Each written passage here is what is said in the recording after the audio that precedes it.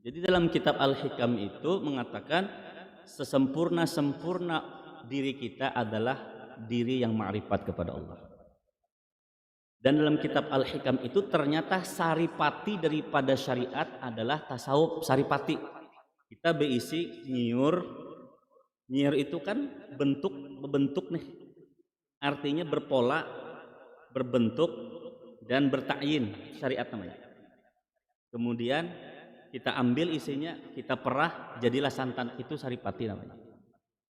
Jadi ternyata bahwa ilmu ma'rifat itu saripati daripada ilmu ma'rifat itu, maksudnya ilmu ma'rifat itu saripati daripada syariat. Jadi hasil mereka artinya berjuang, seperti kita ini kan bersyariat menuntut ilmu nih. Berjuang ke sini, berjihad, berjuang, jauh-jauh datang hujan-hujan. Syariat kita, ikhtiar kita nih hendak mendapatkan ma'rifat kepada Allah Ta'ala. Kada semua orang dapat itu, kada semua orang Allah tarik pada malam hari ini, ya kan? Nang pina kada tapi kuat himmahnya tarik selimut, nang kuat himmahnya tarik sepeda motor, nang kuat benar lagi tarik batis berjalan ke sini berhujan. Nah, itu kuat benar itu. Itu kada semua orang, kada semua orang itu. Kenapa? Karena, nah sekali lagi, bahwa memang setiap dalam keadaan diri kita itu masing-masing ada kehendak dari Allah Ta'ala. Jadi kita memang dikehendaki Allah Ta'ala di sini. Jadi kalau bicara masalah kita duduk di sini atau duduk di mana, memang dikehendaki oleh Allah Ta'ala kita duduk di sini. Jadi seseorang yang ingin disebut diri yang sempurna adalah mereka yang mempelajari ilmu ma'rifat. Mempelajari ilmu ma'rifat.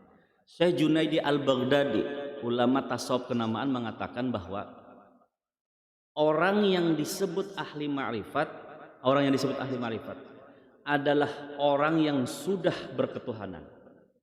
Dan orang yang sudah berketuhanan disebut mereka fana pada wahdatul af'al, wahdatul asma, wahdatul sifat, dan wahdatul zat. Itu disebut orang ma'rifat namanya. Jadi kalau kita berkata aku ini ahli ma'rifat, umpamanya kayak itulah, aku ini ahli ma'rifat, berarti kita sudah siap ditanya orang tentang af'al, asma, sifat, dan zat. Berarti kita sudah siap itu, karena kita mengatakan ahli ma'rifat. Karena ahli ma'rifat itu artinya bahwa kesimpulan dari pemahaman af'al, asma, sifat, dan zat hasillah ma'rifat sebenarnya. Itu yang perlu dipahami.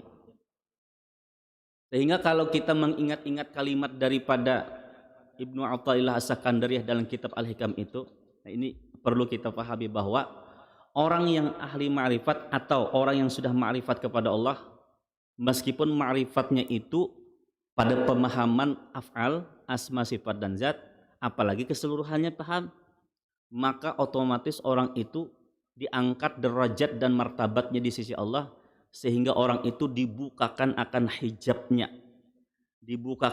hijabnya, sehingga rahasia-rahasia Allah dibukakan. Semisal kita umpamanya penjelasan berminggu-minggu atau berbulan-bulan tentang wahdatul af'al, ulun jelaskan lawan pian berataan, pian paham, sedikit demi sedikit batin pian, oh ternyata inilah af'al Allah, oh ternyata ini ternyata yang dimaksud oleh guru itu penjelasannya. Itu artinya Allah bukakan hijab-hijabnya dan Allah perlihatkan rahasia-rahasianya. Nah, itu kan, itu masing-masing itu.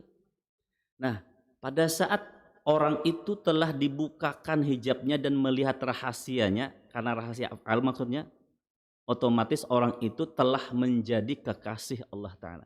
Sebab bila mana seseorang itu telah mengetahui akan rahasia Allah, berarti orang itu disayangi Allah.